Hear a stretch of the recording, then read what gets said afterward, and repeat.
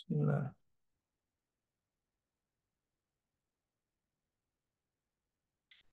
Bismillahirrahmanirrahim. Assalamualaikum warahmatullahi wabarakatuh. Waalaikumsalam warahmatullahi. Alhamdulillah, syukurillah, wassalatu wassalamu ala rasulillah wa ala alihi wa sahbihi wa man wala.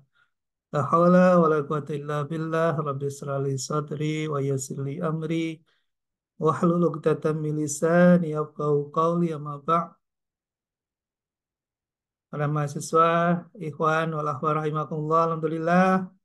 Sore hari ini kita di pertemuan kembali sepekan ya setelah pertemuan kedua kita di hari Sabtu yang lalu.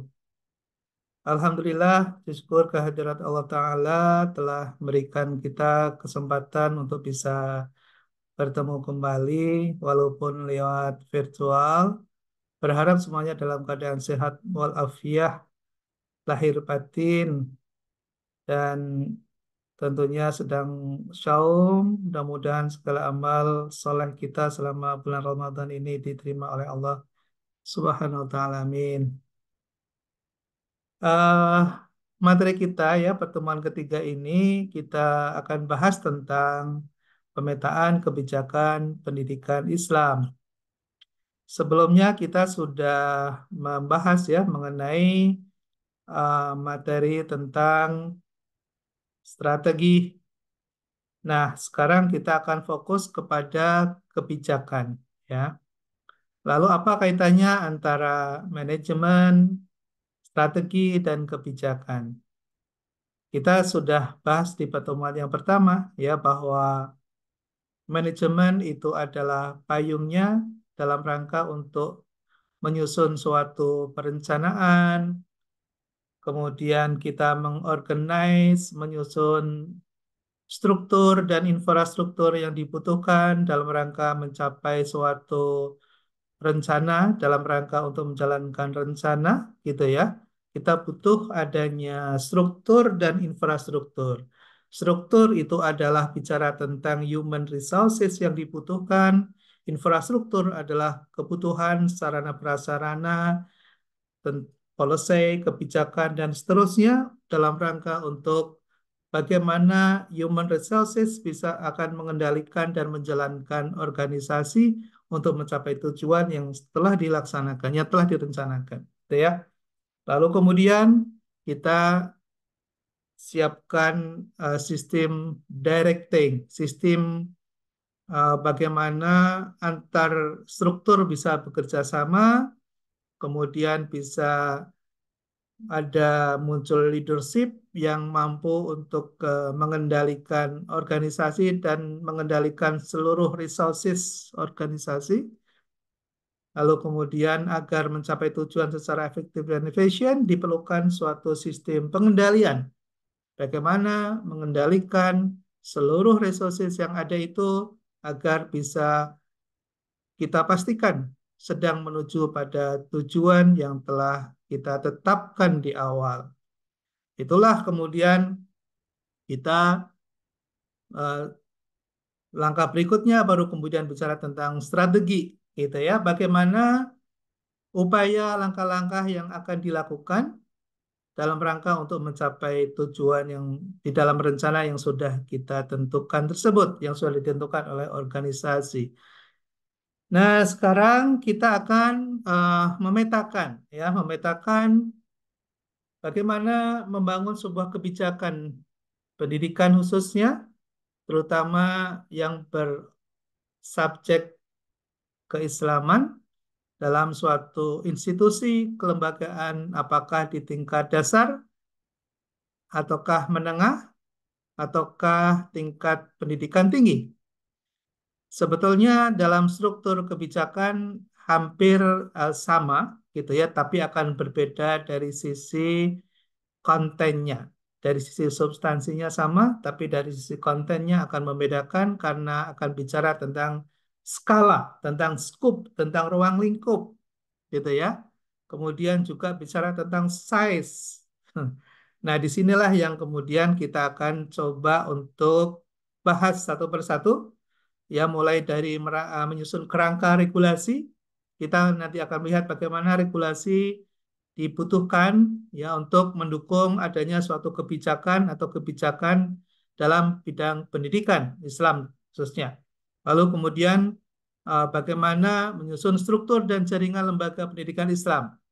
Lalu kemudian bagaimana membangun kurikulum dan metode pengajaran yang sesuai dengan kebijakan yang sudah kita tentukan dan kemudian kita mengevaluasi, melakukan monitoring ya, pemantauan dan kemudian terakhir kita akan bicara tantangan-tantangan yang akan kita hadapi dalam rangka untuk menentukan suatu strategi pengembangan agar lembaga tetap bisa sustain, agar lembaga tetap bisa bertumbuh dan berkembang dalam kondisi apapun, ya, walaupun kondisi yang suffer, yang kondisi yang sedang tidak kurang bagus, tapi tetap bisa bertahan, bahkan kalau memungkinkan tetap bisa bertumbuh berkelanjutan. Nah, saudara sekalian, sebagai sebuah pengantar, barangkali kita mungkin akan melihat ya di sisi lain. Kita mungkin lihat pendidikan non-Islam ya, atau pendidikan umum gitu. Mungkin kalau kita lihat bagaimana mereka lembaga-lembaga yang eksis pada saat ini, yang kemudian bisa bertumbuh dalam kondisi multikultural misalnya, kita akan melihat bagaimana pendidikan dikembangkan dan diterima oleh sebagian besar masyarakat pembelajar.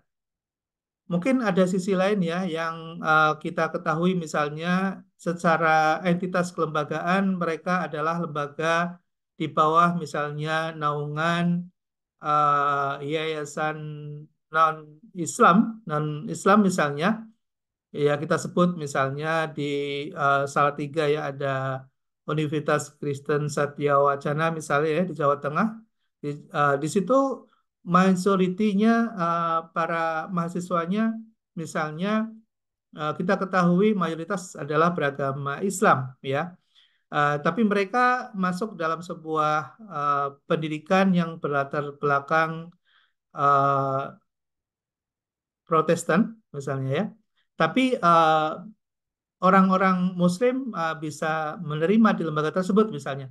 Berarti ada suatu kebijakan yang didesain ya di dalam sistem pembelajaran mereka dan kurikulum yang dibangun begitu ya sehingga orang Muslim bisa menerima itu ya sebagai sebuah bagian dari proses pembelajaran dan pendidikan yang dijalankan di universitas tersebut misalnya.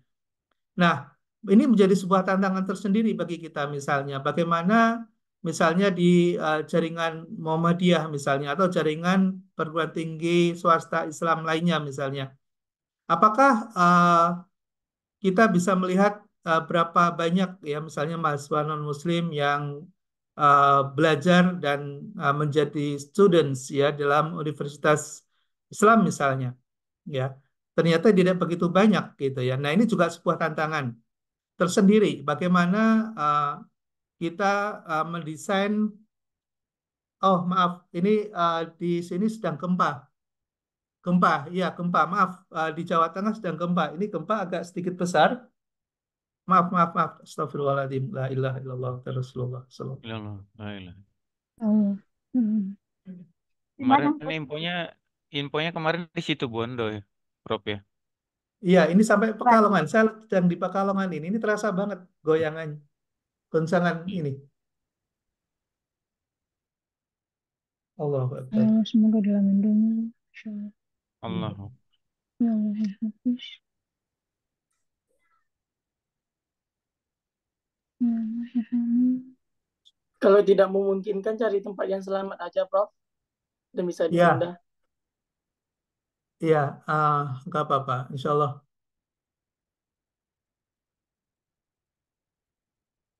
Katanya Ya, keamanan lebih diutamakan, Prof. ya, pusat gempanya ada di Jawa Timur. Semarang yang terdekat dengan daerah Tuban dan Gresik baru saja terinformasi eh, ya di atas 5 ya. Mungkin kalau di Pekalongan insya Allah nggak terlalu ini terasa tapi tidak terlalu Ya mudah-mudahan nggak ada apa-apa, selamat semuanya. Insya Allah. Maaf ya, kita nggak apa-apa, kita lanjut lagi. Kita lanjut lagi. Eh, ya baik, sekarang kita coba masuki dalam konteks kerangka regulasi dan kebijakan. Ya, dalam masih dalam lingkup pendidikan di Indonesia, kita akan mendasarkan eh, pengambilan kebijakan dalam bidang pendidikan akan merujuk kepada Undang-Undang Dasar 1945 pastinya. Lalu kemudian kita akan merujuk ya pada sistem pendidikan nasional ya Sisdiknas. Kalau misalnya ada regulasi yang terbaru mohon diinfokan, tapi sejauh ini saya belum melihat ada perubahan. Yang digunakan masih Undang-Undang Nomor 20 Tahun 2003. Lalu kemudian Undang-Undang Nomor 18 Tahun 2019 tentang pesantren, ini kaitannya dengan pendidikan Islam. Lalu kemudian ada Peraturan Pemerintah Nomor 55 Tahun 2007 tentang pendidikan agama dan pendidikan keagamaan. Lalu kemudian di bawahnya lagi ada Peraturan Menteri Agama yang mengatur secara teknis. Lalu kemudian ada Kebijakan Nasional Pendidikan Islam. Kemudian ada kebijakan khusus untuk daerah dengan mayoritas penduduk Muslim. Kemudian kita juga terikat dengan perjanjian internasional tentang pendidikan. Itu kerangka dalam rangka untuk menyusun suatu kebijakan pendidikan. Nah, kita coba lihat kasus ya bagaimana kalau misalnya kita sedang mengelola suatu lembaga pendidikan Islam misalnya ataupun pendidikan entitas yang lain selain Islam. Maka ada langkah-langkah yang dilakukan dalam rangka untuk menyusun suatu kebijakan tersebut. Nah, langkah-langkah apa yang diperlukan? Ini agak sedikit teknis ya, mudah-mudahan bisa memberikan sebuah ilustrasi langkah yang kita akan bisa lakukan ketika kita menjadi mungkin di dalam bagian suatu organisasi lembaga pendidikan, misalnya di yayasan pendidikan, atau kita bahkan saat ini misalnya sedang diberikan suatu amanah untuk mengelola suatu lembaga pendidikan. Nah, langkah-langkah ini secara umum itu yang dilakukan adalah pertama melakukan analisis kebutuhan, ya. Analisis kebutuhan tentunya ini menyangkut tentang siapa yang akan menjadi sasaran didik kita, misalnya ya. Lalu kemudian kita akan beroperasi di daerah mana, gitu ya. Dari sisi geografis, lalu kemudian kita lihat sisi demografisnya.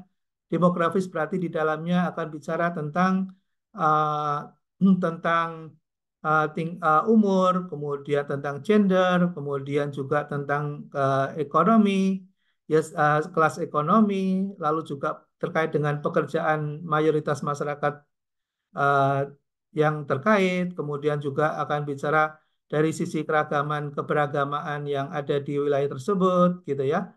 Lalu kemudian juga akan melihat struktur kita berada di wilayah urban atau wilayah rural misalnya, atau semi urban misalnya.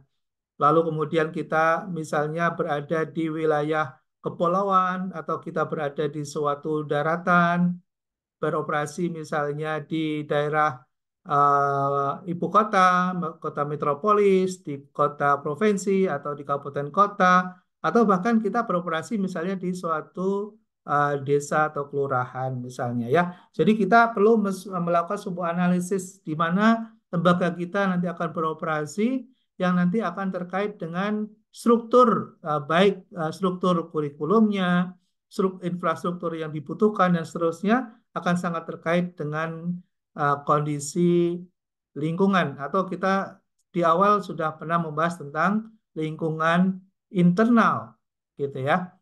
Nah, kalau kita sudah menyusun hasil analisis yang kita bisa lakukan, kemudian kita lakukan konsultasi dengan pemangku kepentingan. Jadi kalau kita beroperasi misalnya di wilayah kabupaten kota misalnya, maka tentunya kita perlu mendengar perlu mendengar dengan pemangku kepentingan setempat gitu ya, agar terjadi silaturahmi, kita bisa ada komunikasi yang baik, ada hubungan yang baik, ada relationship ya dengan pihak-pihak terkait, misalnya dengan pemerintah, kemudian dengan tokoh-tokoh agama, gitu ya, tokoh-tokoh masyarakat, gitu. Nah, disitulah kita akan nanti um, uh, dari sisi kurikulum maupun substansi maupun metode yang akan kita gunakan tentunya kita akan sesuaikan dan walaupun secara prinsipal kita punya prinsip-prinsip yang mendasar, namun dalam konteks operasional, dalam konteks teknis kita perlu melihat dan mendengar lingkungan ya yang menjadi wilayah di mana kita akan beroperasi, di mana lembaga kita beroperasi. Katakanlah misalnya kita beroperasi di daerah Papua misalnya, maka tentunya kita akan menyesuaikan ya dengan lingkungan di sana gitu. Dengan masyarakat setempat, dengan tokoh-tokoh masyarakat setempat, bagaimana komunikasi kita bisa bangun sehingga kita bisa diterima gitu ya di wilayah tersebut dengan baik gitu dan anggota masyarakat bisa terlibat aktif ya di dalam kegiatan pembelajaran maupun menjadi bagian dari lembaga yang kita kelola gitu. Kemudian yang ketiga adalah penyusunan rencana aksi. Jadi kalau kita sudah menyusun suatu analisa, kemudian kita sudah mendengar dari berbagai pihak terkait gitu ya. Kita sudah tentunya menyusun analisis lingkungan kita sudah bisa lakukan, analisis eksternal sudah kita lakukan, baru kemudian kita menyusun action plan. Nah, di dalam action plan itu tentunya salah satunya adalah pengembangan kebijakan. Kita akan mengambil sebuah kebijakan tentang kurikulum, metode pembelajaran, tentang sarana prasarana yang akan kita sediakan, prioritas prioritas langkah-langkah prioritas atau poin-poin prioritas kita akan buat gitu ya. Nah, kemudian berikutnya adalah melakukan kolaborasi. Nah, kita tentunya nggak bisa sendirian ya di dalam menjalankan suatu organisasi atau lembaga pendidikan. Kita perlu berhubungan dengan industri, kita berhubungan dengan organisasi masyarakat, kita mungkin juga berhubungan dengan organisasi politik setempat, dengan berhubungan dengan pemerintah, gitu ya, dengan tokoh-tokoh agama, dengan kelembagaan keagamaan dan seterusnya. Disitulah kemudian kita perlu membangun ya bagaimana kolaborasi akan kita desain dengan pihak-pihak lain yang terkait, gitu ya. Lalu kemudian setelah itu baru kita implementasikan. Kita implementasikan, kemudian kita evaluasi, gitu ya. Seperti tadi yang sempat saya singgung di awal, misalnya, kenapa sih lembaga yang berbasis non-Islam bisa diterima oleh masyarakat Muslim dalam konteks pendidikan, misalnya, atau dalam konteks kesehatan, misalnya. Kita bisa lihat beberapa rumah sakit non-Islam misalnya yang banyak digemari oleh masyarakat Muslim misalnya. Atau juga di pendidikan hal yang sama gitu ya. Mereka membangun lembaga pendidikan dan bisa diterima oleh lingkungan masyarakat Muslim misalnya. Nah, disitulah bagaimana desain dibangun ya berbasis pada analisis kebutuhan lokal, kemudian berhubungan dengan pihak pemangku kepentingan, lalu kemudian mendesain rencana aksi yang membumi, lalu kemudian mengembangkan kebijakan yang bisa yang misalnya dengan basis misalnya multicultural misalnya. Ya disitulah yang perlu kita barangkali lakukan elaborasi ketika membangun kebijakan di dalam bidang pendidikan ini. Ya, kalau kita sudah mendesain, lalu kemudian bagaimana pelaksanaan akan dilakukan tentunya. Lalu kemudian kita evaluasi, kita monitoring, dan harapannya lembaga yang kita bangun, lembaga pendidikan yang kita bangun bisa berkelanjutan, ya bisa berkelanjutan dan ada perbaikan.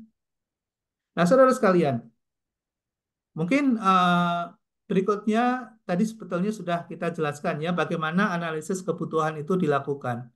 Jadi analisis kondisi saat ini tentunya kemudian kita merujuk pada tujuan dan visi dari lembaga yang akan dibangun, lalu kemudian memetakan tantangan-tantangan yang ada. Tantangan-tantangan yang ada itu tentunya bisa kita serap kalau kita sudah mendengar, kemudian melakukan komunikasi, melakukan survei misalnya, kemudian melakukan analisis kajian dan seterusnya, maka pemetaan terhadap tantangan-tantangan yang akan kita hadapi lebih realistis, lebih aktual, lebih faktual, sehingga kita bisa membangun sebuah kebijakan yang memadai, yang sufficient, ya. Lalu kemudian jangan lupa kita tetap harus kembali kepada prinsip-prinsip nilai-nilai Islam yang menjadi bagian yang akan mendasari dalam gerak dan langkah kita dalam pengambilan kebijakan, ya. Nah, kemudian tadi sudah bicara ketika kita sudah mendesain bagaimana kemudian kita komunikasikan dengan baik dengan para pihak terkait, ya, dengan stakeholder. Oke. Nah, saudara sekalian, berikutnya adalah bagaimana sih proses konsultasi dengan pemangku kepentingan, ya. Kita akan melihat langkah-langkah dalam berkonsultasi dengan para pemangku kepentingan. Kita perlu identifikasi dulu di awal, ya, kemudian pendekatan yang bisa kita lakukan, misalnya kita akan bicara dengan para tokoh agama, misalnya, dengan tokoh masyarakat setempat, misalnya, dengan pemerintah, misalnya, pendekatan yang bagaimana, yang efektif dan intens, yang bisa tepat sasaran, begitu, ya, sehingga kita bisa mendapatkan tujuan yang kita harapkan. Lalu kemudian pendekatan yang kita lakukan, gitu ya, terbuka, inklusif misalnya, atau sebaliknya kita akan membangun pendidikan yang eksklusif misalnya.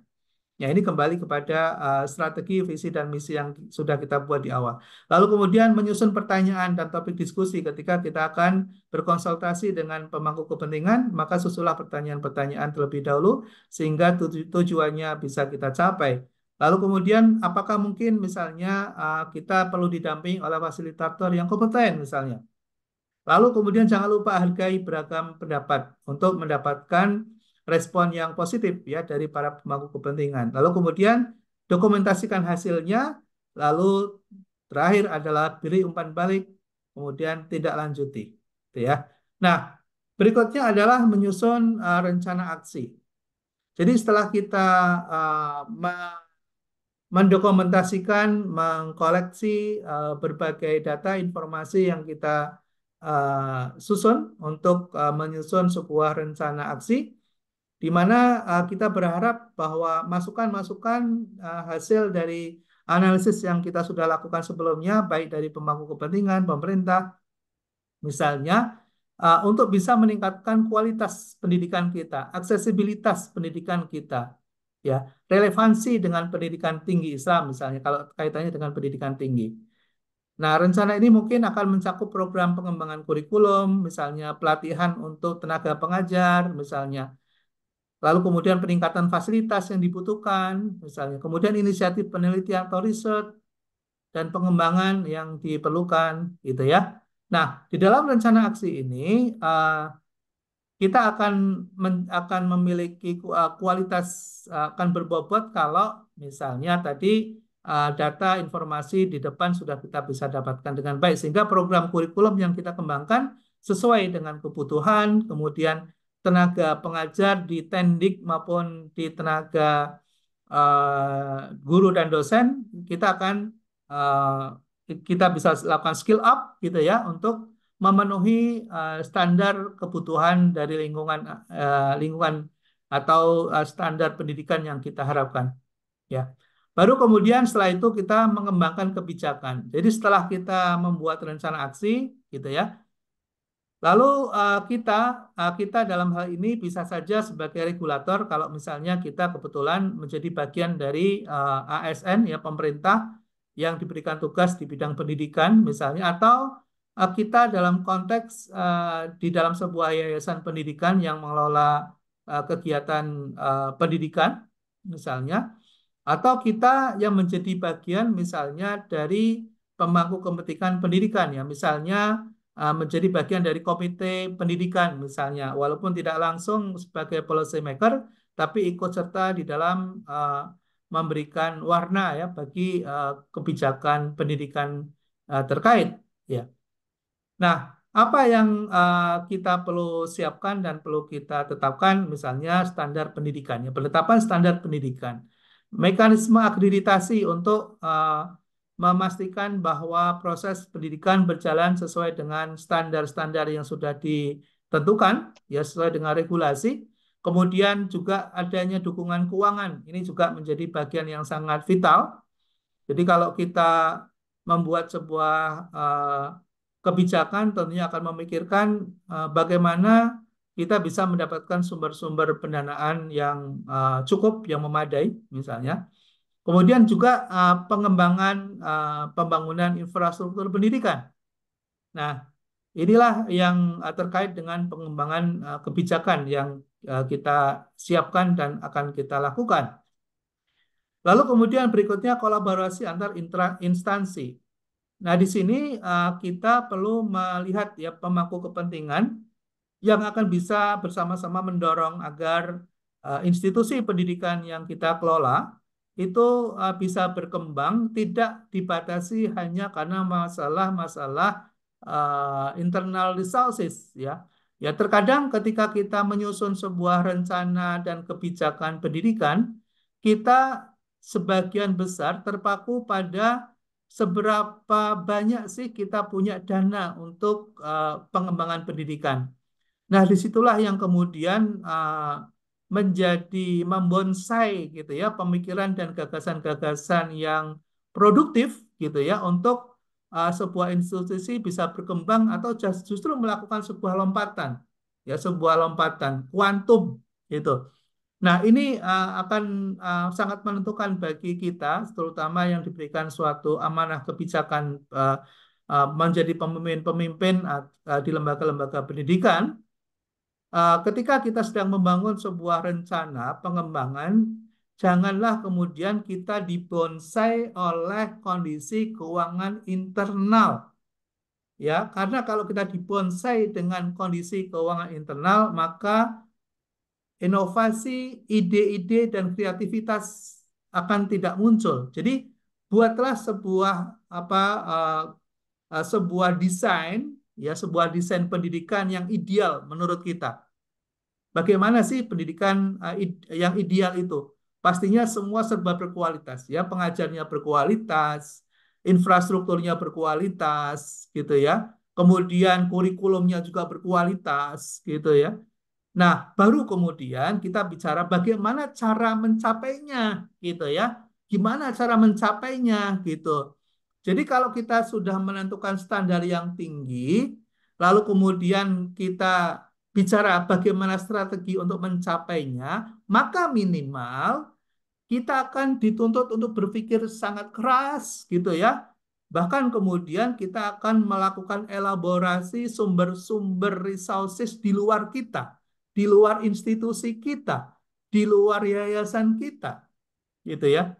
Maka kemudian muncullah ide kreatif untuk berkolaborasi dengan berbagai instansi, berkolaborasi dengan berbagai pihak, dengan berbagai industri, dengan berbagai sumber-sumber pendanaan, dengan NGO misalnya. Nah, disitulah yang kemudian akan mengembangkan, akan menjadi akselerator di dalam pertumbuhan kelembagaan pendidikan kita, ya. Nah, saudara-saudara sekalian, saya masih ingat sekali dengan Profesor Dr. Malik Fajar. Mungkin ada yang pernah masih ingat gitu ya dengan beliau, mantan Mendiknas. Pernah di dalam kelas ya bicara dengan mahasiswanya dan kebetulan saya ikut di dalamnya. Beliau berpesan begini, saudara sekalian, katanya beliau, insya Allah, tapi kurang lebihnya saya nggak bisa menirukan apa yang beliau sampaikan ya. Almarhum menyampaikan bahwa berpikirlah bagaimana membangun sebuah lembaga pendidikan yang tidak terbatasi oleh pendanaan. Lalu kemudian berinovasilah untuk membangun sebuah endowment, sebuah dana abadi. Bagaimana pendidikan bisa disokong oleh institusi-institusi lembaga-lembaga lain yang menjadi profit center. Sehingga lembaga tersebut bisa sustain, sehingga lembaga tersebut bisa jangka panjang hidupnya. Gitu. Nah, ada kata-kata endowment, ya, ada kata-kata endowment, ya. Nah, disitulah saya kira sekarang sedang dikembangkan ya oleh berbagai institusi pendidikan, terutama kalau di negeri misalnya mereka punya lembaga-lembaga yang sudah berbadan hukum ya, PTBH misalnya yang sudah memiliki keleluasaan untuk membangun institusi kelembagaannya, termasuk di dalamnya bisa mengenerate income sendiri, mengenerate pendapatan sendiri. Nah, beberapa perguruan tinggi BHMN itu sudah memiliki membangun industri terkait ya. Bahkan ada yang memiliki pom bensin, ada yang memiliki hotel, ada yang memiliki hutan-hutan produktif gitu ya. Ada yang memiliki transportasi massal gitu. Ya, jadi disitulah sebuah inovasi perlu dilakukan gitu ya dengan membangun bagaimana mendesain kebijakan yang berorientasi pada visi gitu ya. Jadi membangun kebijakan berorientasi pada visi. Jangan dibelenggu dengan kondisi internal saat ini. Ya. Baik, saudara sekalian, nah, kalau kita sudah bisa mendesain itu, maka kemudian kita implementasi dan kita laksanakan tentunya, dan kemudian kita evaluasi. Lalu kemudian yang ketiga, pokok bahasan yang ketiga tentang struktur dan jaringan lembaga pendidikan Islam. Nah, dalam struktur dan kelembagaan ini kita akan menyusun kurikulum dan metode pengajaran. Ya, nanti kita akan bahas secara lebih dalam di dalam materi pokok bahasan berikutnya. Namun demikian, sebagai sebuah inputan bahwa di dalam pengembangan kurikulum ini, tentunya kita akan misalnya bisa membangun kurikulum berbasis Al-Quran dan hadis misalnya. Kemudian bagaimana melakukan pengembangan spiritual dan moral. Lalu kemudian karena ini bagian dari pendidikan Islam, maka tidak terlepas dari pembelajaran bahasa Arab. Lalu kemudian integrasi pengetahuan tentang sains, ya. Lalu kemudian bagaimana metode pengajaran berbasis interaktif dikembangkan. Lalu kemudian pembelajaran berbasis pengalaman atau istilahnya disebut learning based experience. Lalu kemudian penggunaan teknologi ya di dalam kurikulum misalnya. Nah, ini poin-poin penting yang saya kira tidak boleh terlepaskan ketika kita akan mendesain kurikulum ya. Nah, kemudian subbab yang kelima, evaluasi kinerja dan pemantauan. Nah, saudara sekalian, ini adalah bagian di dalam PDCA, ya. Bagaimana ketika kita memiliki sebuah rencana, lalu kemudian kita lakukan ya plan, do, check, action, ya. Jadi setelah kita merencanakan, kemudian kita do, kita jalankan, kita implementasikan, lalu kemudian kita cek, kita monitoring apakah proses yang kita lakukan itu sudah sesuai dengan rencana yang kita sudah buat, gitu ya. Nah, untuk bisa melakukan pemantauan, kita bisa menggunakan beberapa pendekatan, ya pendekatan yang bisa kita lakukan. Misalnya kita lakukan langkah-langkah mengumpulkan data dan informasi, apakah proses pembelajaran, apakah proses kegiatan belajar mengajar, apakah proses pengembangan kurikulum yang kita lakukan itu yang berjalan existing seperti apa, ya. Lalu kemudian jangan lupa buat indikator-indikator sehingga indikator kinerja itu akan membantu kita untuk bisa kita ukur sampai saat ini misalnya perkembangannya, capaiannya itu sudah berapa persen. Nah, itu butuh ada alat untuk mengukur parameternya. Lalu kemudian untuk bisa mendalami bisa dilakukan survei, ya. Misalnya survei tentang kepuasan, ya. Apakah sebetulnya peserta didik cukup puas ya, atau sangat puas, atau bahkan tidak puas sebetulnya dengan layanan yang diberikan oleh institusi kita. Bahkan kalau perlu, tanyakan juga survei kepada para dosen dan tenaga pengajar kita. Jangan-jangan mereka ini tidak bersemangat untuk mengajar. Kenapa tidak bersemangat mengajar misalnya? Ya, pas-pasan gitu ya misalnya. Ini buat transport aja nggak cukup misalnya. Nah, ini kalau kita nggak mendengar, lalu kemudian kita biarkan, itu bagaimana jadinya? Mahasiswa atau peserta didik tidak bersemangat karena dosennya tidak bersemangat untuk mengajar. Itu. Nah, ini perlu menjadi concern kita yang mungkin barangkali Ikhwan wal Akhwat ini bagian dari institusi pendidikan Islam, maka tentunya di situ ada nilai moral, ya. Di selain mungkin ada nilai-nilai yang kita kembangkan berdasarkan dari kebutuhan behavior kita, tapi ada nilai-nilai moral yang mungkin kita perlu kaji kembali, gitu ya. Apakah kita menjadi bagian yang baik bagi ekosistem yang ada di lingkungan kita atau sebaliknya. Lalu kemudian buat analisa kualitatif dan kuantitatif. Lalu kemudian monitoring. Lalu kemudian kita libatkan masyarakat juga untuk melakukan penilaian misalnya, untuk memberikan masukan, untuk melihat apakah selama ini yang kita lakukan sesuai dengan harapan masyarakat misalnya.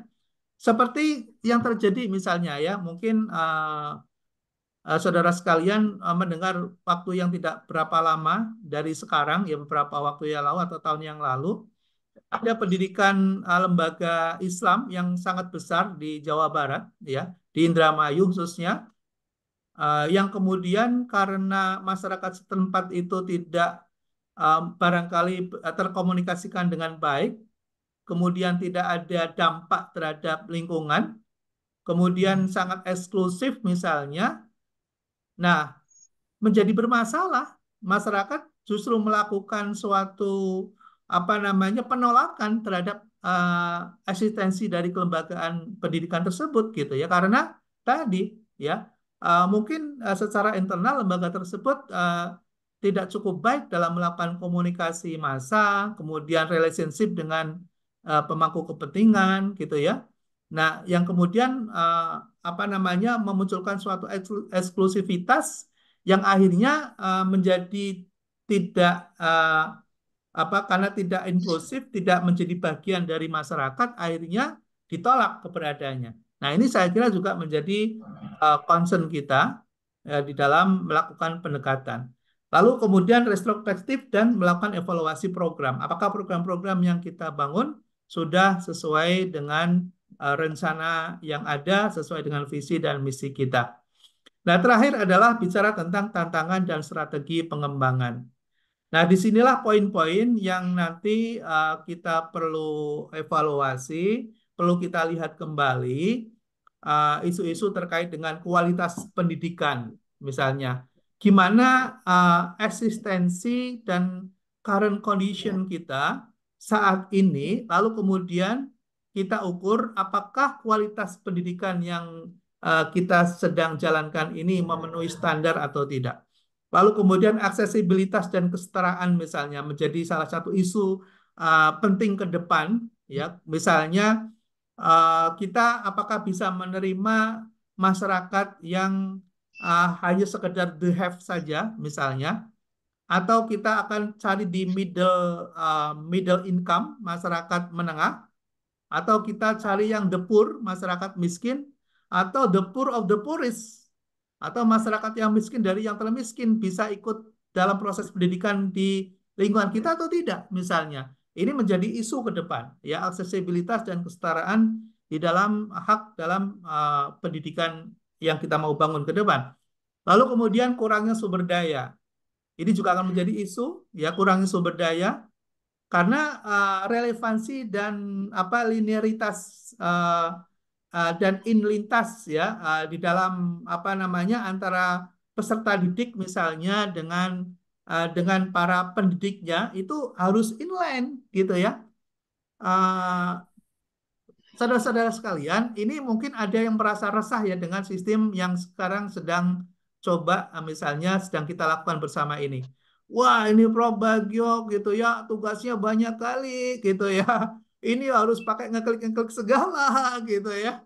Ini harus pakai e-learning gitu ya. Ini harus bikin karya tulis sangat singkat sekali waktunya gitu ya. Ya mungkin keresahan, kemudian juga mungkin ketidaknyamanan gitu. Itu adalah bagian dari suatu proses perubahan, suatu proses ke arah pengembangan yang lebih baik. Kenapa? Karena pada kenyataan dan realitanya, Bapak Ibu sekalian, saudara-saudara sekalian, teman sejawat, mungkin di sini ada para dosen juga, ada para guru, para pendidik, yang kita mau hadapi itu masyarakat milenial, gitu, masyarakat generasi Z, gitu, di mana mereka sudah tidak terlalu menyukai gitu dengan hal-hal yang sifatnya klasikal, gitu. Mereka lebih suka kalau misalnya berhubungan dengan teknologi, mereka akan lebih familiar kalau kemudian ditayangkan dalam bentuk video, mereka mungkin akan lebih suka kalau misalnya mereka tidak bersentuhan langsung dengan human misalnya. Nah, hal-hal seperti itu menjadi sebuah tantangan tersendiri di dalam resources kita. Ya, nah ini bagian ya dari suatu proses pendidikan yang kita lakukan. Nah, kemudian juga ada kecocokan kurikulum dengan kebutuhan kontemporer menjadi tantangan tersendiri. Lalu strateginya bagaimana? Nah, kita nanti lihat ya, terutama juga kaitannya dengan isu-isu multikultural, ya. Kemudian kualitas guru dan tenaga pendidik kita. Nah, kualitas pendidikan kita misalnya ya, tantangan utama kita adalah mengenai penyediaan sumber daya pendidikan, kurikulum yang relevan dan berkualitas tinggi. Nah, strateginya apa? Untuk menghadapi tantangan ini adalah melakukan pelatihan dan pengembangan profesional yang teratur, ya, memperbaiki kurikulum, memperbaiki metode pengajaran yang inovatif dan menarik misalnya. Saya juga belum tahu nih yang kita lakukan saat ini apakah menarik atau tidak, tapi saya coba trial, ya kan? Uh, ini ngisinya jadi kalau namanya menilai dan mengukur itu ada alatnya gitu ya. Lalu kemudian kebutuhan dasar dan basic knowledge itu bisa kita ukur gitu ya. Makanya kalau kita mau bicara tentang membangun sebuah manajemen, membangun sebuah strategi dan membangun sebuah kebijakan, kalau kita tidak memiliki konsep dan dasar teorinya, maka rapuh gitu ya. Kita tidak akan sekuen ya dengan antara konsep teori dengan realitanya gitu. Maka akan ada deviasi yang sangat lebar. Nah, kalau deviasinya sangat lebar, maka resikonya juga menjadi besar. Risiko keberhasilan atau risiko pencapaian dari kinerja yang akan kita bisa capai menjadi besar risikonya gitu. Nah, disinilah tantangan yang kita hadapi. Sebuah strategi bagaimana membangun sebuah kurikulum, sebuah metode pengajaran yang inovatif, menarik, dan efektif. Baik, kemudian yang kedua adalah aksesibilitas dan kesetaraan tadi yang kita sudah sebutkan di depan misalnya terkait dengan kesetaraan gender misalnya, kemudian wilayah-wilayah yang terpencil misalnya, kemudian golongan masyarakat dari sisi pendapatan misalnya.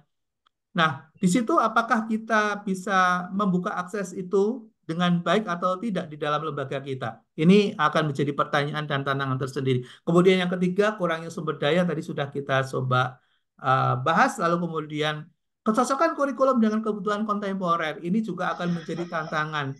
Kita udah tahu bahwa tanpa teknologi sekarang bayangkan ya Bapak Ibu sekalian, saudara sekalian, kalau kita harus ketemu muka sekarang ini, ada yang tinggalnya di Tangerang, ada yang tinggalnya di Bekasi, ada yang tinggalnya di Jakarta, di Bogor, bahkan ada yang di luar pulau. Gimana kalau kita kemudian tidak punya media seperti ini misalnya? Nah, ini menjadi tantangan tersendiri. Bahkan kalau kemudian bisa kita bayangkan, kalau kita mau menilai dan mengukur misalnya tingkat pengetahuan atau tingkat serapan daya pembelajaran misalnya secara manual, ya saya juga nggak mungkin. Saya kan pegang kelas banyak banget gitu ya. Saya harus ngajar di S2 sini, saya harus ngajar di S3 sini gitu. Kalau kemudian saya mengoreksi tulisan Bapak Ibu secara manual, berapa waktu yang dibutuhkan untuk itu? Ya kan? Nah, jadi tidak relevan kalau kita sekarang melakukan secara manual. Makanya kenapa Bapak Ibu sekalian saya minta untuk misalnya menjawab pertanyaan lewat online gitu ya. Mengupload misalnya lewat online. Karena nanti mesin yang akan mengoreksi jawaban Bapak Ibu gitu ya. Nah, Ibu sekalian, terakhir adalah bicara tentang tentang multikultural. Saya kira tadi sudah kita bahas ya, bagaimana menghormati keragaman, kemudian melibatkan masyarakat lokal, misalnya dalam proses pengambilan keputusan pendidikan kita sehingga bisa diterima oleh lokal oleh lokal oleh masyarakat lokal misalnya. Kemudian kita bisa misalnya menyerap local wisdom misalnya ya, sehingga kita bisa diterima dengan baik dan seterusnya. Kemudian terakhir adalah kualitas guru dan tenaga pendidik. Ini juga menjadi tantangan kita yang tentunya akan sangat menentukan bagi lembaga pendidikan kita ke depan. Terakhir adalah tentunya dengan kita memahami bagaimana membangun sebuah desain kebijakan yang baik, yang efisien, yang efektif dalam rangka untuk meningkatkan kualitas pendidikan kelembagaan kita ke depan. Saya kira ini menjadi bagian yang penting. Pengetahuan menjadi salah satu instrumen yang mendasar dalam rangka meningkatkan kualitas kehidupan kita, baik dalam bidang pendidikan, dalam bidang sosial, maupun dalam bidang ekonomi. Terima kasih. Saya kira itu ya sedikit paparan. Silahkan kalau ada yang mau menanyakan atau mau diskusi, mangga. Mas Amirul, mangga. Ya, Prof. Terima kasih, Prof. Atas paparannya yang luar biasa ya, Prof ya. Prof, ada satu yang sangat jadi notes bagi saya, yaitu jangan terbelenggu dengan kondisi internal ya. Nah, ini sangat luar biasa ya, Prof. Prof, ada yang ingin saya diskusikan, yaitu yang pertama itu bagaimana cara kita membangun semangat dan kreativitas guru ya, khususnya guru ya, Prof ya. Sementara mereka itu sudah terbiasa dengan job desk gitu, Prof. Sedangkan biasanya yang dihadapi pun kepsek-kepseknya itu adalah yang karakternya karakter bos gitu ya, bukan leader yang mengarahkan. Apalagi memang tantangan di internal pada saat ini kita melihat ya masuknya Gen Z ya dan milenial akhir itu langsung terjun ke sekolah-sekolah swasta itu sepertinya belum siap, Prof. Gitu. Sementara kesempatan berkarir di negeri dengan ditutupnya honor ya, yang SK-nya dari pemerintah daerah itu membuat terkadang Gen Z itu 2-3 bulan di tempat kerja udah, atau hanya setakat habis kontrak 1 tahun cukup, Prof. Gitu. Nah, sementara kan kita terbiasa nih, Prof. Kalau di swasta itu kan udah idealis dulu gitu ya. Kalau kita tuh sering nyebutnya gini, Prof. Kalau soal gaji idealis gitu ya, atau amal. Sementara kalau kerja profesional gitu. Nah, ini kan agak sulit kalau di Gen Z ya, Prof. Saya merasakan sendiri ngelola Gen Z, Prof. Kebetulan saya milenial akhir ya. Jadi itu bagaimana, Prof, menyikapinya? Sementara kalau swasta kan memang bertahap gitu dalam untuk kesejahteraan guru ini. Begitu, Prof. Demikian. Ya, makasih Mas Amirul. Ini menarik banget, ya menarik sekali. Karena persoalan yang dihadapi Mas Amirul ini sebetulnya terjadi di mana saja dan kapan saja dan di semua tempat gitu. Jadi yang namanya behavior pada yang melekat pada suatu personal itu sebetulnya kalau kita lihat dari sisi teori kan ada istilahnya teori X dan teori Y gitu ya. Teori X dan teori Y gitu oleh Josh Taylor. Dia mengatakan bahwa manusia itu pada hakikatnya dia sebetulnya tidak mau bertanggung jawab. Manusia itu pada hakikatnya dia menghindari kesulitan gitu ya. Tidak suka dengan sesuatu yang menekan, stressing gitu ya. Manusia itu pada hakikatnya tidak menyukai suatu risiko begitu. Ya. Nah, uh, itu ada dalam diri manusia gitu ya, terutama dan di satu sisi sebetulnya manusia juga ada ada yang melekat di dalam dirinya, dia ingin bertanggung jawab gitu ya. Dia ingin menghadapi risiko itu gitu ya. dia ingin mengambil kewenangan, dia ingin mengambil suatu wilayah di mana dia bisa mengambil keputusan dan bertanggung jawab, begitu ya. Nah, tugas kita sebagai leader, sebagai pimpinan, sebagai manajer, atau sebagai bagian dari yang diberikan amanah untuk mengambil suatu kebijakan adalah bagaimana memunculkan, bagaimana menarik teori Y-nya itu lebih dominan dan jadikan teori X-nya itu menjadi inferior, gitu ya. Y-nya menjadi superior dan X-nya menjadi inferior, gitu. Nah, lalu bagaimana untuk melakukan itu? Nah, untuk melakukan itu kita perlu sedikit mendalami nih teori tentang yang dikembangkan oleh Profesor Dr. McClellan dari Harvard University. Kenapa sih di negara maju, Jepang misalnya, atau lebih maju dibandingkan kita ya di Asia, misalnya kalau kita lihat di Vietnam gitu yang baru merdeka beberapa ya puluh tahun yang lalu, jauh setelah kita, tapi kemudian dari sisi kualitas SDM-nya melejit begitu ya. Lalu kemudian misalnya kita bisa melihat di negara-negara, ya kalau di negara di Western udah jelas ya mereka memiliki sistem pendidikan yang relatif lebih maju dibandingkan dengan kita gitu ya.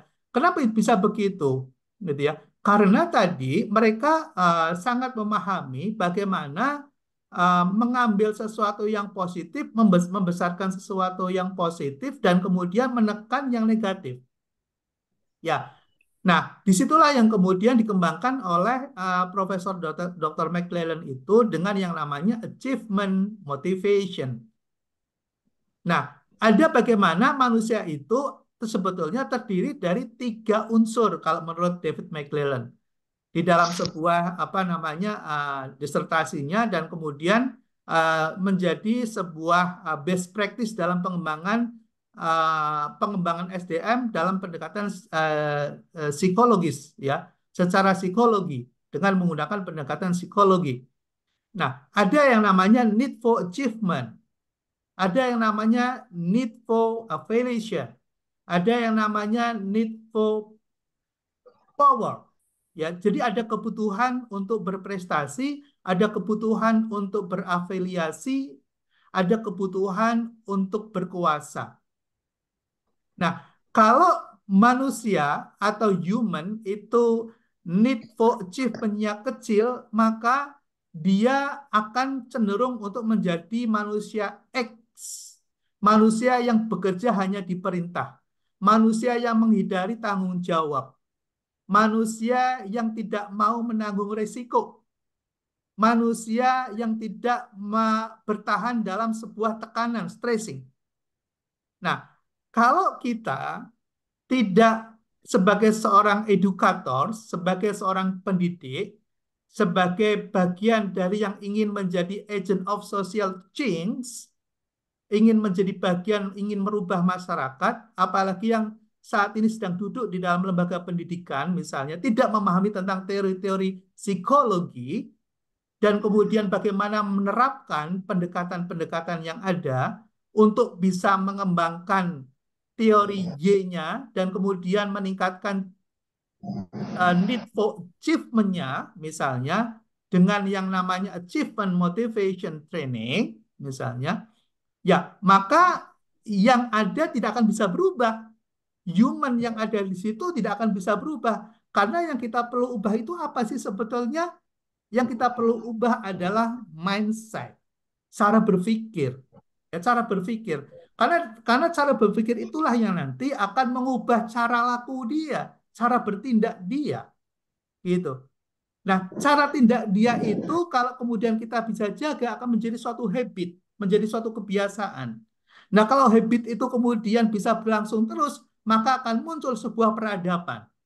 Jadi membangun peradaban itu awalnya dari mana? Dari mindset dulu. Gitu. Nah, pertanyaannya adalah, sudahkah kita melakukan suatu perubahan untuk institusi kita? Jangan-jangan para dosen dan guru kita itu manusia-manusia X gitu. Nah, kalau itu kita tahu dan kita biarkan, ya sudahlah.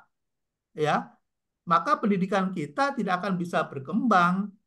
Kita mau membangun sendiri kebijakan dan strategi apapun, kalau kemudian human yang ada, resources-nya tidak ada yang memiliki mindset yang benar, dan kemudian memiliki need for achievement untuk berprestasi, misalnya, ya tidak akan tumbuh kreativitas, tidak akan ada inovasi, nonsense. Tidak ada innovation, no innovation. Nggak ada, itu. Nah, Mas Amirul, sedikit saya share, Mas Amirul.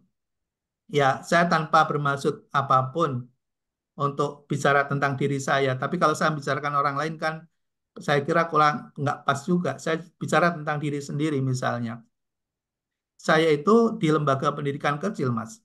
Ya, saya di STIE yang sekarang pun STIE-nya sedang dalam pembinaan kecil gitu. Tapi saya bisa menjadi dosen teladan dan bisa menjadi dosen berprestasi tingkat LL Dikti 4 ya, eh, Banten dan Jawa Barat itu. Nah, pertanyaannya, apakah misalnya perguruan tinggi yang kecil tidak bisa melahirkan misalnya para pendidik yang baik misalnya?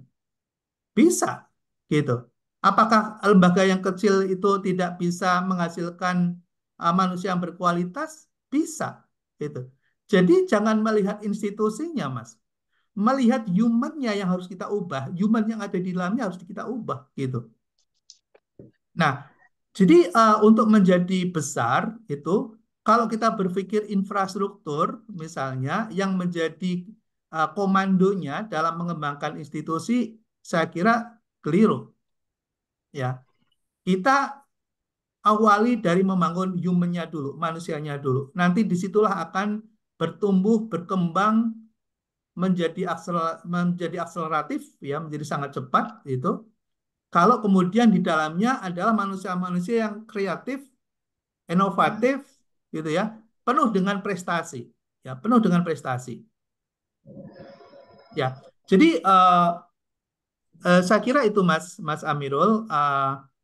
Mungkin perlu apa kita perlu share ya kita perlu mendalami banyak hal kalau kita berada di suatu lingkungan pendidikan ya, terutama kaitannya dengan bagaimana mengembangkan orang ini yang paling esensial ya. Saya kira itu sementara Mas Amilo. Ya, terima kasih Prof jawabannya. Sami-sami, kasih. Ada lagi mungkin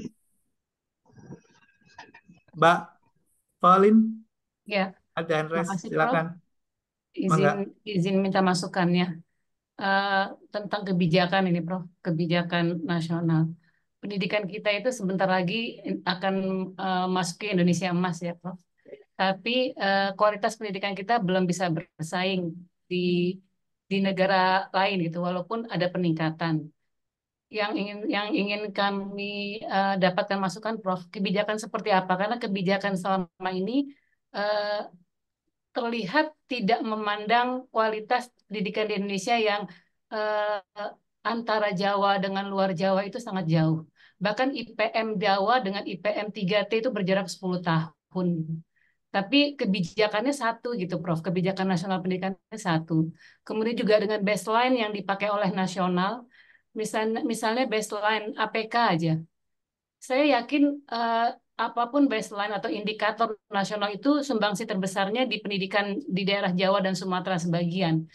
Eh, Kalau baseline aja tinggi, bagaimana dengan pendidikan di 3T atau di daerah yang rendah untuk mengejar itu semua gitu, Prof. Jadi kira-kira kebijakan yang seperti apa agar pendidikan ini bisa adil untuk semuanya. Kalau seperti sekarang keluarnya permen tentang kurikulum nasional yang harus 2 tahun diterapkan. Nggak kebayang itu bagaimana caranya daerah 3T atau daerah-daerah yang tertinggal itu mengejar 2 tahun itu gitu, Prof. Kebijakan yang seperti apa dengan apa namanya instrumen yang sangat heterogen ini yang tidak bisa disamakan gitu, Prof. Itu saja, Prof, minta masukannya. Ya, Mbak Pauline, terima kasih. Eh, Mbak Pauline di mana bekerja Mbak? Di perguruan tinggi kah atau di Kemenristek-Dikti atau di mana, Mbak? Saya di DPR RI di Komisi 10 tenaga ahli, Prof. Masya Allah. Di dekat dengan para policy maker ya. Ya, memang betul sekali. Jadi kita ada wilayah 3T dulu sangat terkenal ya, ada terdalam, terluar, dan tertinggal gitu. Dan ini menjadi bagian yang sangat penting ya dalam rangka untuk meningkatkan kesetaraan, kemudian juga dalam rangka untuk meningkatkan mengurangi adanya ketimpangan, terutama di bidang pendidikan antara Jawa luar Jawa, kemudian antara wilayah urban dan rural gitu. Nah, yang akan saya kira kita perlu memperhatikan beberapa isu yang tadi kita sudah sempat sampaikan di akhir di dalam session materi kita tadi. Jadi kita perlu melihat tantangan-tantangan yang akan kita hadapi ke depan bahwa dalam membangun sebuah kebijakan ini harus bisa accessibility ya, kemudian mendukung kesetaraan. Ya, kemudian juga kita perlu memperhatikan adanya locally ya, masyarakat lokal di mana existing condition di masyarakat setempat tentunya banyak keterbatasan, baik keterbatasan infrastrukturnya maupun keterbatasan dari human resource-nya itu sendiri gitu. Nah, untuk bisa mengurangi adanya ketimpangan, kemudian adanya aksesibilitas, kemudian bagaimana bisa membangun resources yang lebih baik. Nah, sebetulnya ini adalah suatu program jangka panjang ya, sebetulnya yang dibutuhkan untuk itu. Nah, tapi saya kira kurang pas juga kalau diskusi dalam konteks ini terlalu detail. Tapi yang jelas adalah bahwa pertanyaannya, apakah relevan antara kebijakan yang dilakukan saat ini oleh regulator dalam rangka untuk menyamakan, dalam rangka untuk mengurangi adanya ketimpangan, adanya ketidaksetaraan, kemudian adanya perbedaan dari sisi kualitas, maka yang diperlukan saat ini adalah kita bicara dari dua sisi sebetulnya. Ya, pertama adalah dari sisi infrastruktur, kemudian yang kedua adalah dari sisi kurikulum yang dibangun. Karena di dalam kurikulum itu kan ada metode, ada sarana prasarana, ada pendekatan, ada instrumen yang digunakan dan seterusnya di dalam kurikulum itu kita akan bangun di situ. Lalu kemudian dari infrastruktur, karena akan bicara tentang bagaimana terfasilitasi mereka untuk bisa mendapatkan akses informasi, teknologi, dan juga akses untuk bisa mendapatkan berbagai resources yang ada di luar wilayah mereka, tentunya adalah dengan teknologi. Nah, saya kira kebijakan dan arah yang sekarang sedang dilakukan menurut saya sih so far at least sudah on the track menurut saya. Ya, sudah on the track karena ada pembangunan infrastruktur terkait dengan teknologi, yaitu membangun jaringan, kemudian juga bagaimana kurikulum juga diberlakukan secara tidak menggunakan standar yang sama, gitu ya.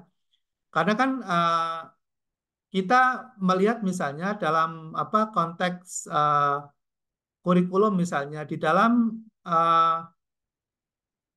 metode pembelajaran misalnya kita akan melihat ya bagaimana model atau metode pendekatan dan pembelajaran yang dilakukan di wilayah yang relatif lebih maju misalnya dengan berbagai fasilitas teknologi yang digunakan memiliki standar tertentu, lalu kemudian ketika kita menghadapi masyarakat yang masih terbatas ya dalam berbagai aspeknya, kita menggunakan standar yang berbeda. Nah, di situ saya kira kita ada suatu policy policy will ya policy eh, yang dibangun oleh pemerintah juga cukup mengakomodir. Misalnya dalam apa namanya penerimaan mahasiswa baru ya di perguruan tinggi negeri misalnya, ini juga standarnya beda kok Mbak. Jadi antara apa namanya masyarakat lokal di wilayah Jawa misalnya atau di Indonesia Barat, Tengah dan Timur misalnya, itu juga memiliki ranking dan grade yang berbeda. Kalau digunakan yang sama, mungkin di wilayah tertentu nggak bisa diterima itu. Tapi kemudian ada jalur afirmatif ya, afirmasi. Nah, itu juga menjadi suatu kebijakan yang cukup baik ya untuk bisa mendapatkan hak yang sama dalam kegiatan pembelajaran. Ya, saya kira itu sih, Mbak Pauline. Ya, terima kasih, Prof.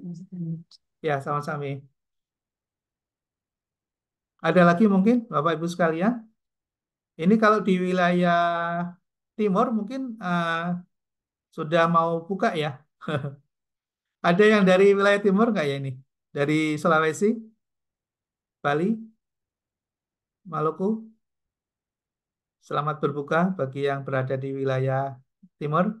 Di wilayah tengah juga Ada NTB kayaknya, Pak Pradipta ya? Hadir nggak? ada ya? Pak Dari Dimas, NTT, Dimas Pribadi. Mas Dimas Hadir. pribadi. Ya, Bro, hadir, Bro. Oh, di mana Mas tinggal? Saya di Domisili? NTB, Bro. Nusa Tenggara Barat, Sumbawa. Oh, di Sumbawa. Ya. Selamat berbuka ya. Ini kayaknya sudah berbuka ya? Belum, Bro. Belum. Kurang lebih setengah jam lagi. Setengah jam Setengah lagi. 7. Iya. Oh iya, tengah ya, maksudnya tengah ya? Iya, tengah. Tengah. Iya, Mas. Ada yang mau ditanyakan, Mas? Gak ada aman, Bro. Aman. Alhamdulillah. Baik, kalau tidak ada, mungkin sampai di sini dulu. Nah, nanti pertanyaannya adalah tadi ada yang bertanya ya di apa di lewat WA. Nanti dipresentasikan nggak, Prof, artikelnya gitu? Yes, harus dipresentasikan karena kalau tulisan itu bisa saja, mohon maaf ya, tanpa bermaksud menuduh, bisa aja tulisan itu mungkin sebagian adalah tulisan orang lain mungkin yang kita nggak paham apa substansinya misalnya. Nah, ketika kita menguraikan, ketika kita memaparkan, disitulah sebetulnya kita bisa menilai sebatas mana kedalaman yang bisa kita kuasai ya di dalam artikel itu gitu. Ya, jadi dan tidak perlu harus satu-satu karena waktunya mungkin akan sangat panjang. Jadi nanti saudara sekalian ya Bapak Ibu silakan direkam saja nggak apa-apa ya direkam pakai video lalu kemudian bisa diupload di YouTube-nya masing-masing gitu. Nah saya dikasih linknya saja saya tinggal apa akan melihat ya bagaimana Bapak Ibu mempresentasikan dari tulisan yang kita sudah buat itu. Nanti akan bisa terlihat tuh penguasaan kita sampai sejauh mana ya terhadap materi itu. Waktunya nanti saya ini aja saya sampaikan ketentuannya di dalam apa grup kita berapa menit ya yang dibutuhkan. Misalnya nggak perlu 2 jam nanti waktu saya habis dengerin 2 jam. Jadi nanti cukup berapa menit saja nggak usah panjang-panjang tapi dalam gitu ya apa namanya elaboratif ya dan apa namanya secara sistematis ya disampaikan secara sistematis gitu. Ya, jadi nanti kita akan nilai dari situ ya. Pertama dari tulisannya, kemudian dari paparan penguasaannya. Tulisannya bagus, paparannya bagus, oke. Ya, bisa dalam bahasa apapun ya. Tapi jangan pakai apa namanya bahasa NTB, saya nggak tahu. Mas Dimas ya. Pakai bahasa Indonesia, bahasa Arab boleh, bahasa Inggris boleh. Ya, silakan. Baik, nanti kita akan eh, eh, kita kumpulkan nanti hasil dari rekaman video kita. Batas waktunya sampai perkuliahan dengan saya yang terakhir ya minggu depan, ya pekan depan. Maaf, Eh, Prof. Kita pekan depan udah libur, Prof. Hari, oh sudah libur, Masya iya. Allah. Jadi tanggal 26 ketemu lagi, Prof. 26 April. 26 Hari, April, oh lama sekali, terasa Libur lama. panjang, Bro. iya, Libur Prof. panjang ya. Masya Allah, lagi asik-asiknya belajar nih Mas Eh, Makmur. bukan bukan libur sih, Prof. Mulai libur itu tanggal 5, cuman kan Tanggal merah ya, pekan Pak depan tanggal merah. Oh, Pekan Jumat depan tuh tanggal merah, Prof. Terus Jumat selanjutnya sudah libur gitu. oh, baik. Kalau begitu hari Sabtunya kan bisa ya, biar selesai Hari ya. Sabtu kita full, Prof. Hari Sabtu kita Full. full. Nah, Hmm. Ya, tugasnya nggak apa-apa ya. Yang terkirim tugasnya dia nanti saya dengerin paparannya ya dari Bapak Ibu sekalian. Saya nanti bisa waktunya bisa saya gunakan untuk mendengar ceramah singkat kultum. Kultum. Ya, 7 menit 10 menit cukup lah ya, tapi elaboratif. maksudnya itu, Prof. eh, isinya atau cara kita melakukannya. Ya, sistematikanya, substansinya, elaborasinya itu sekuen. Ya, jadi materi yang kita tulis itu kan ada yang saya lihat ada yang 7 halaman, ada yang 10 gitu kan. Nah, beragam lah ya. Bagi saya nggak ada masalah itu. Yang penting kita menguasai, ya kita menguasai. Paparkan saja dalam waktu antara 7 menit maksimal 15 menit, ya maksimal 15 menit. Ya, sampaikan aja dan dibuatkan slide-nya, gitu ya. Dibuatkan slide-nya. Ada lagi yang mau ditanyakan, Mas Ketua? Izin Prof, izin Prof. Mangga, Kang Eh, Asmin? kalau menggunakan Zoom, presentasinya boleh ya Prof ya? Jadi terekam lewat Zoom. Boleh. Boleh ya Prof ya, Boleh, Alhamdulillah. yang penting terekam Ya. dan di-upload di YouTube personal kita saja, ya. Jangan dalam bentuk impact. Kalau impact, apa namanya, kadang fasilitasnya nggak connect. Kalau YouTube kan pasti kebuka ya, pasti bisa kita lihat. Insya Allah lebih Prof, banyak. izin kalau platformnya bukan YouTube yang lain boleh nggak, Prof? Apa, misalnya, Kayak jangan yang misalnya IG, aneh-aneh. saya nggak punya YouTube Instagram. soalnya. Apa, IG TikTok. apa TikTok gitu, gitu misalnya gitu boleh nggak, Prof? TikTok nggak bisa panjang. Iya, TikTok nggak bisa TikTok panjang. hanya 3 menit. Iya. Ini butuh yang Eh, agak elaboratif gitu ya, Oke, 7 oke, sampai baik. 15 menit. Berarti buka, Iya. bikin akun dulu berarti ya, Prof? Iya, izin harus Prof. punya lah. Sekarang itu serba virtual dan digital. Jadi kalau kita belum punya fasilitas channel YouTube, eh, sayang gitu ya, nanti dakwah kita terbatas gitu. Jadi gunakan itu, saya sarankan punya channel pribadi gitu sehingga di situ kita bisa mengeksplorasi, ya mengeksplorasi. Ada lagi mungkin, Bapak Ibu sekalian, yang mau ditanyakan? Izin Prof, Ya, mohon maaf mangga, ini Prof. mangga Kang. Jujurly begini Prof. Mungkin nanti ketika masih ada kesempatan untuk presentasi berarti makalah itu masih bisa diperbaiki Prof. Dalam Ya, rangka ini untuk penjelasan lebih lanjut begitu Prof. Karena emang ada beberapa yang eh, belum dilengkapi begitu Prof. Seperti kajian literatur yang makalah saya itu Prof, artikel saya. Itu aja sih Prof. Jadi nanti mungkin dilengkapinya di saat presentasi begitu Prof. ya, mangga. Izin Prof, tanya Prof. Ya, Kang Daryo. Eh, ya, saya cuma cuma mengusulkan aja bagaimana kalau dengan kelas kita ini bikin semacam Zoom kelompok sendiri, tapi masing-masing peserta presentasi. Nanti rekaman itu dikirimkan ke learning Bapak atau dikirim. Jadi ada dokumentasi khusus untuk Zoom dari kelas kita. Mungkin baik ada profesor atau tidak ada. Jadi nanti kita yang menentukan waktunya, Prof. Terima kasih, Prof. Saran apa Ya, usul aja kepada ketua. ya, ya.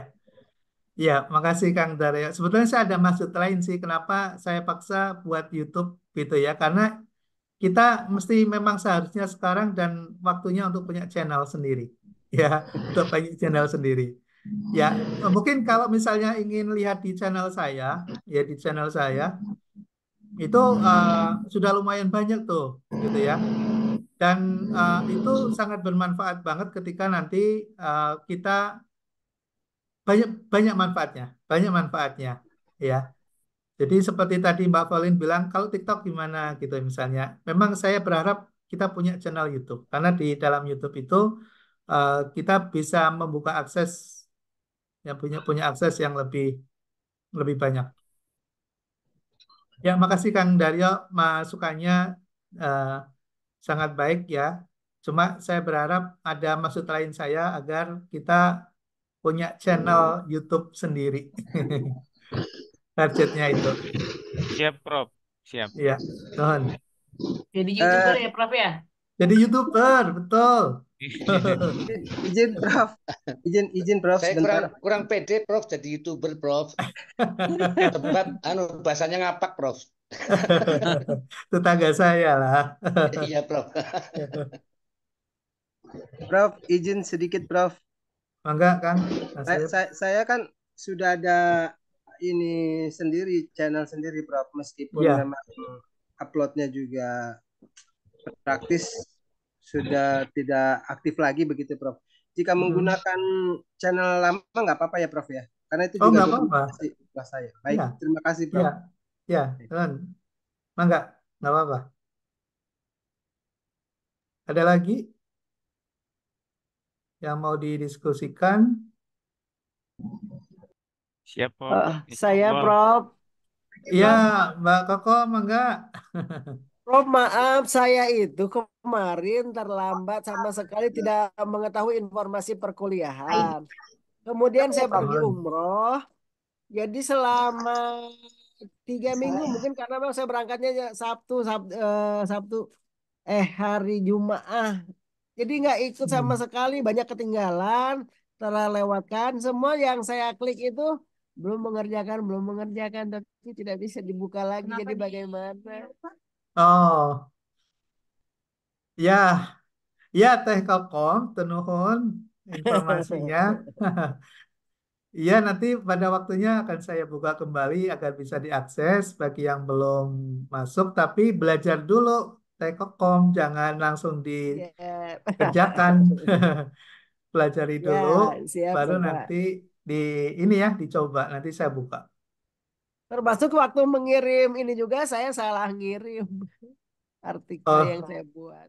Iya, namanya belajar salah, mah itu biasa. Nanti diperbaikin lagi. Iya Bapak, terima kasih. Sami-sami, mohon. Sudah cukup. Ada lagi yang mau ditanyakan? Atur nuhun semuanya. Ya, terima kasih. Ya, Prof. Selamat Bapak kenapa sebentar lagi. Sundanya lemes? Bisa Sunda. Belajar saya 3 bulan di Jatinangor. Teteh Kokom. Alhamdulillah. Unpad ya. Iya. Nuhun, terima kasih saudanya. Terima kasih. Mohon maaf lahir batin. Mungkin ketemu lagi berarti setelah Lebaran ya. Siap, Prof. Sekali lagi. Ya, mohon maaf sekali lagi. Terima kasih Bapak. Selamat melanjut. Sebentar lagi nih buka puasa ya. Terima kasih. Kita tutup dengan roh majelis kita. Bismillahirrahmanirrahim. Subhanakallahumma wa bihamdika asyhadu an la ilaha illa anta astaghfiruka wa atubu ilaik. Assalamualaikum warahmatullahi wabarakatuh. Waalaikumsalam warahmatullahi wabarakatuh. Terima kasih, Prof. Terima kasih. Terima kasih Prof. Terima kasih semuanya.